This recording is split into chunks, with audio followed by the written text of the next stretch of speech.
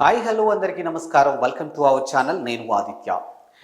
ఏపీలో కూటమి అధికారం చేపట్టడానికి కూటమిలో ఉన్నటువంటి పార్టీలకి సంబంధించినటువంటి నేతలు అవ్వచ్చు, కార్యకర్తలు అవ్వచ్చు, పార్టీకి సంబంధించినటువంటి పెద్దలు అవ్వచ్చు, ఎవరికి వారు చాలా హార్డ్ వర్క్ చేశారనే చెప్పాలి. ఈరోజు కూటమి అధికారంలోకి వచ్చింది అంటే అంత ఈజీగా ఏం రాలేదు.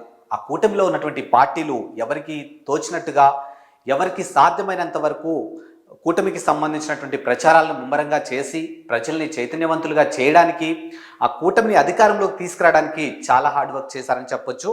ఇక దానిలో భాగంగా జనసేనకి సంబంధించినటువంటి ఆ పార్టీ అధినేత పవన్ కళ్యాణ్ గారు కూడా చాలా కష్టపడ్డారు. సో ఆయనతో పాటు మెగా ఫ్యామిలీ నుంచి, అదే కొనిదెల ఫ్యామిలీ నుంచి స్వయాన ఆయన అన్న అయినటువంటి నాగబాబు గారు కూడా జనసేనని అధికారంలోకి తీసుకురావడం కోసం, ఇక తన తమ్ముడిని గెలిపించుకోవడం కోసం చాలానే హార్డ్ వర్క్ చేశారని చెప్పాలి. సో ముఖ్యంగా చూసుకున్నట్టయితే పిఠాపురంలో తన తమ్ముడి విజయం కోసం ఎంతగానో కష్టపడి జన సైనికులందరినీ ఒక తాటి మీదకి తీసుకొచ్చి కూటమిలో ఉన్నటువంటి నేతలు, అంటే ఆ నియోజకవర్గానికి సంబంధించినటువంటి కూటమిలో ఉన్నటువంటి మిగతా కార్యకర్తలను కానీ, ఆ పార్టీకి సంబంధించినటువంటి కార్యకర్తలను కానీ ఒక తాటి మీదకి తీసుకొచ్చి పిఠాపురంలో పవన్ కళ్యాణ్ గెలుపుకు ప్రధాన కారణంగా నిలిచారు. వన్ ఆఫ్ ద రీజన్, లేకపోతే చాలా హార్డ్ వర్క్ చేసిన పర్సన్ నాగబాబు గారు అని చెప్పొచ్చు. సో ఈరోజు నాగబాబు గారికి సంబంధించిన ఒక అంశం అయితే తెర మీద చాలా స్పష్టంగా కనిపిస్తుంది. సో జనసేన గెలవడంలో నాగబాబు కీలక పాత్ర పోషించారని డైరెక్ట్గానే చెప్పేయచ్చు, దాంట్లో ఎలాంటి సందేహం లేదు. సో మరి ఇప్పుడు నాగబాబుకి సంబంధించినటువంటి తెర మీదకి వచ్చినటువంటి అంశం చూసుకున్నట్టయితే, నాగబాబు గారు చాలా హార్డ్ వర్క్ చేశారు కాబట్టి ఏదో ఒక రకంగా ఏదో ఒక పదవి ఆయనకి ఇస్తారు అని చెప్పేసి చాలా సందర్భాల్లో తెర మీదకి రావడం జరిగింది. సో గత కొద్ది కాలం చూసుకున్నట్టయితే, కొద్ది రోజుల క్రితం చూసుకున్నట్టయితే నాగబాబు గారికి టీటీడీ చైర్మన్ పదవి ఇవ్వబోతున్నారనే వార్త అయితే నెట్టింటా తెగ చక్కర్లు కొట్టింది. సో మరి దాన్ని అటు నాగబాబు గారు కానీ, లేకపోతే పవన్ కళ్యాణ్ గారు కానీ, చంద్రబాబు నాయుడు గారు కానీ ఎవరూ కూడా అఫీషియల్గా అయితే అనౌన్స్ చేయలేదు. ఒకానొక సందర్భంలో నాగబాబు గారు ఏదైతే టీటీడీ చైర్మన్ పదవి నాగబాబు గారికి ఇస్తున్నారు అని ఒక అంశం అయితే బయటకు వచ్చిందో దాన్ని ఆయనే స్వయాన కొట్టిపారేయడం జరిగింది. సో నాకు ఎలాంటి టీటీడీ చైర్మన్ పదవి అయితే ఇవ్వడం లేదు అని చెప్పేసి మెన్షన్ చేయడం జరిగిందనమాట. సో ఆ తర్వాత రానున్న రోజుల్లో అయినా ఖచ్చితంగా నాగబాబు గారికి పార్టీ పరంగా కానీ, లేకపోతే ఏదో ఒక పదవి ఖచ్చితంగా ఇస్తారు అనే క్వశ్చన్ మార్క్ అయితే జనాల్లోనూ ఉంది, at the same time but నాయకుల్లోనూ ఉంది. సరే మొత్తానికి ఎట్టకేలకు కూటమి అధికారం ఫామ్ అయిన తర్వాతకి ఇప్పుడు సాఫీగా సాగుతున్నటువంటి టైంలో ఇప్పుడు నామినేటెడ్ పదవులకు సంబంధించినటువంటి ఒక అంశం అయితే ఇప్పుడు తెర మీదకి వచ్చింది. సో మరి నామినేటెడ్ పదవులు ఎవరికి ఇస్తారు, ఎలా ఇస్తారు, ఎవరెవరికి ఇవ్వబోతున్నారు అని ఒక అంశం చూసుకున్నట్టయితే, ఇప్పుడు అక్కడ గవర్నమెంట్ ఫామ్ చేసింది సింగిల్ పార్టీ అయితే కాదు, కూటమిగా ప్రభుత్వాన్ని ఏర్పాటు చేశారు కాబట్టి సో నామినేటెడ్ పదవులు కూడా ఖచ్చితంగా కూటమికి సంబంధించినటువంటి కూటమి రూల్స్ ఏవైతే ఉన్నాయంటే వాళ్ళకంటూ కొన్ని ఉంటాయి కదా, ముగ్గురు పొత్తులో భాగంగా. సో వాటన్నిటికీ అనుకూలంగా ఎవరెవరికి దేన్ని ఇవ్వాలి, ఎవరెవరికి ఎలా ఇవ్వాలి, ఏ పార్టీకి ఎలా ఇవ్వాలి అనే ఒక అంశం అయితే ఇప్పుడు డిస్కషన్ నడుస్తున్నట్టు ఒక అంశం అయితే మనకి స్పష్టంగా కనిపిస్తుంది.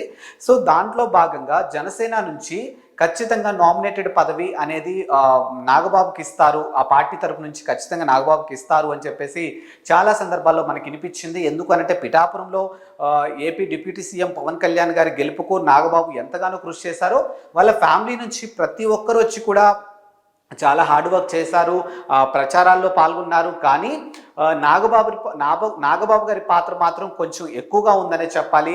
సో అక్కడ ప్రతి అంశం కూడా ప్రచారాలకు సంబంధించి కానీ, లేకపోతే పవన్ కళ్యాణ్ గారికి ఒక షెడ్యూల్ గురించి కానీ ప్రతి అంశం కూడా డే 1 నుంచి కూడా ఆయన దగ్గరుండి చూసుకున్నారు.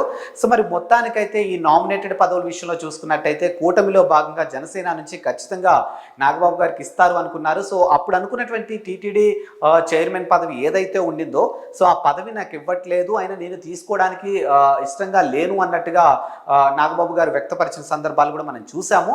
సరే ఇప్పుడు చూసుకున్నట్టయితే నాగబాబు గారికి ప్రస్తుతానికైతే సినీ డెవలప్మెంట్ కార్పొరేషన్కి సంబంధించినటువంటి ఒక నామినేటెడ్ పోస్ట్ని నాగబాబు గారికి ఇస్తారు అనే ఒక అంశం అయితే కనిపిస్తూ ఉంది. అది కాకుండా నాగబాబు గారికి సంబంధించినటువంటి మరో అంశం చూసుకున్నట్టయితే ఈయనను నేరుగా రాజ్యసభకు పంపించే అవకాశాలు కూడా మెండుగా కనిపిస్తున్నాయని చెప్పేసి కార్యకర్తల్లోనూ ఎవరైతే జన సైనికులు ఉన్నారో వీళ్ళందరూ చేసుకున్నటువంటి ఒక డిస్కషను. సరే ఇక రాజ్యసభకి సంబంధించినటువంటి అంశం చూసుకున్నట్టయితే చూసుకున్నట్టయితే రాజ్యసభ ఇప్పట్లో అక్కడ ఖాళీ అయ్యే సందర్భం ఏం లేదు. అంటే ఆల్మోస్ట్ 2026 వరకు కూడా రాజ్యసభ అనేది ఎక్కడ కూడా వేకెన్సీ కానీ లైక్ ఆ ఖాళీ అయ్యే అంశం అయితే ఎక్కడా కనిపించట్లేదు. కాబట్టి ఆయన 100% రాజ్యసభకు వెళ్ళే ఆస్కారం అయితే లేదు. ఒకవేళ ప్రస్తుతానికి అక్కడ రాజ్యసభలో ఉన్నటువంటి వాళ్ళలో ఎవరైనా ఒకళ్ళు వైఎస్ఆర్సీపీ నుంచి కూటమిలో కలవడానికి ఇష్టపడి కూటమిలోకి వస్తే మాత్రానికి ఖచ్చితంగా వాళ్ళు రాజీనామా చేస్తే వాళ్ళ ప్లేస్లో నాగబాబు గారిని రీప్లేస్ చేసే అవకాశాలు అయితే చాలా మెండుగానే కనిపిస్తున్నాయి. ఒకవేళ అది కనుక జరగలేదు అని అంటే అక్కడ ఉన్న వాళ్ళు ఎవరూ కూడా ఈ పార్టీలోకి రాలేదు అనుకోండి. ఒకవేళ అప్పుడు చూసుకున్నట్టయితే 2026 వరకు కూడా రాజ్యసభకు నాగబాబు గారిని పంపించే ఆస్కారం అయితే ఎక్కడా కనిపించట్లేదు.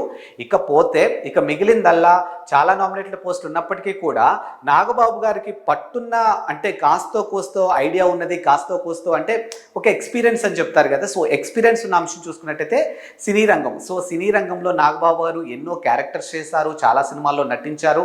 సినిమా రంగం what is what A to Z Nagababu గారికి ఒక ఐడియా ఉండింది. కాబట్టి డెఫినెట్గా నాగబాబు గారికి సినిమా రంగానికి సంబంధించినటువంటి నామినేటెడ్ పోస్ట్ ఇస్తే మాత్రం ఖచ్చితంగా ఆ పోస్ట్కి ఆయన 100% న్యాయం చేస్తారు అనే ఒక అంశం అయితే చాలా స్పష్టంగా వినిపిస్తుంది. కాబట్టి 99% నాగబాబు గారికి ఖచ్చితంగా కూడా సినీ డెవలప్మెంట్ కార్పొరేషన్ పోస్టు ఇచ్చే అవకాశాలు అయితే చాలా మెండుగానే కనిపిస్తున్నాయని చెప్పొచ్చు. అండ్ అక్కడ ఉన్నటువంటి ఇప్పుడు చంద్రబాబు నాయుడు గారు కానీ, పవన్ కళ్యాణ్ గారు కానీ, అలాగే బీజేపీ నాయకులు కానీ వీళ్ళందరూ కలిసి కూర్చొని డిస్కస్ చేసుకున్న అంశాల్లో అంటే నామినేటెడ్ పోస్టులు ఎవరెవరికి ఏమిస్తే బాగుంటుంది, ఏ శాఖలకి ఎవరైతే జస్టిస్ చేయగలుగుతారు అండ్ ఏ శాఖలకి ఎవరైతే పర్ఫెక్ట్గా ఉంటారని కూటమి అధినేతలు వీళ్ళు కూర్చొని మాట్లాడుకుని వీళ్ళు ఒక ఫైనల్ డెసిషన్కి వచ్చినా కూడా ఎండ్ ఆఫ్ ద డే మాత్రానికి ఖచ్చితంగా సినిమా రంగానికి సంబంధించినటువంటి నామినేటెడ్ పోస్ట్ ఏదైతే ఉందో అది ఖచ్చితంగా నాగబాబు గారికి ఇచ్చే అవకాశాలు చాలా స్పష్టంగా కనిపిస్తున్నాయి. ఇకపోతే ప్రస్తుతానికి ఉన్నటువంటి ఏదైతే కూటమి పాలన అనేది ఉందో దీంట్లోంచి ప్రజలైతే చాలా సానుకూలంగానే ఉన్నారు అని చెప్పొచ్చు. ఇప్పుడు ఆగస్టు 15 నుంచి వాళ్ళు ఏవైతే ప్రవేశపెట్టారో అమ్మకు వందనం కానీ, ఫ్రీ బస్ కానీ, అన్నా క్యాంటీన్ కానీ ఇలాంటి ప్రతి అంశాన్ని కూడా ఈ నెల ఆగస్టు 15 వాళ్ళు ప్రారంభించబోతున్నారని అఫీషియల్గా అనౌన్స్ చేయడం జరిగింది. కానీ ఇప్పటికే జగన్మోహన్ రెడ్డి ప్రతిపక్ష హోదా లేకపోయినప్పటికీ కూడా కొన్ని సందర్భాల్లో మీరు ఇచ్చినటువంటి హామీలన్నీ నెరవేర్చలేదు, అంటే మీరు ఏదైతే హామీలు ఇచ్చారో అవన్నీ దొంగ హామీలు అని చెప్పి మెన్షన్ చేసే సందర్భాలు కూడా మనం చూసాము. బట్ వాళ్ళు ఇంకా గవర్నమెంట్ ఫామ్ చేసి 60 రోజులు కూడా కాలేదు. కాబట్టి మేము ఏదైతే ఒక పథకాలని చెప్పామో ఆ పథకాలని ఖచ్చితంగా అమ్మకు వందనం కానీ, లేకపోతే ఫ్రీ బస్ కానీ, అన్నా క్యాంటీన్ కానీ ఇలా ప్రతి అంశాన్ని కూడా ఆగస్టు 15కి మేము ఖచ్చితంగా ఒకటి స్టార్ట్ చేయబోతున్నాము, అది మేము అమలు చేయబోతున్నామని చెప్పేసి మెన్షన్ చేయడం జరిగింది. సో ఈ నామినేటెడ్ పదవులు ఆ విషయం పక్కన పెట్టేస్తే ఇప్పుడు నామినేటెడ్ పదవులు ఇంకా ఎవరికి ఇవ్వాలి ఏంటి అనే దాని మీద అయితే సుదీర్ఘంగా అయితే చర్చలు అయితే జరుగుతున్నాయి. సో మరి మొత్తానికి ఈ నామినేటెడ్ పదవుల విషయంలో కూడా కూటమిలో ఉన్నటువంటి పెద్దలు కానీ మిగతా వాళ్ళు కానీ ఒక సానుకూలంగా అంటే ఎలాంటి దాన్ని ఏమంటారు అలగడాలు బుజ్జగించడాలు ఇవేవీ లేకుండా కూడా ఎవరికి ఏది ఇస్తే పర్ఫెక్ట్గా ఉంటుంది, ఎవరికి ఏది ఇస్తే పర్ఫెక్ట్గా చేయగలుగుతారు, ఇలాంటి ప్రతి అంశాన్ని కూడా క్షుణ్ణంగా ఆలోచించి వారి బాధ్యతలు వాళ్ళకి అప్పగించడానికి కూటమి పెద్దలైతే సుదీర్ఘంగా చర్చలు అయితే జరుపుతున్నారు.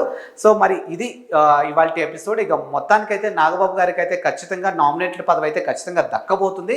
బట్ అది ఏంటి అనేది చూసుకున్నట్టయితే ఎక్కువగా మాత్రమే సినీ రంగానికి సంబంధించినటువంటి నామినేటెడ్ పదవి అయితే దక్కబోతుందని చాలా స్పష్టంగా అనిపిస్తుంది. సో మరో టాపిక్తో మళ్ళీ కలుద్దాం. అంతవరకు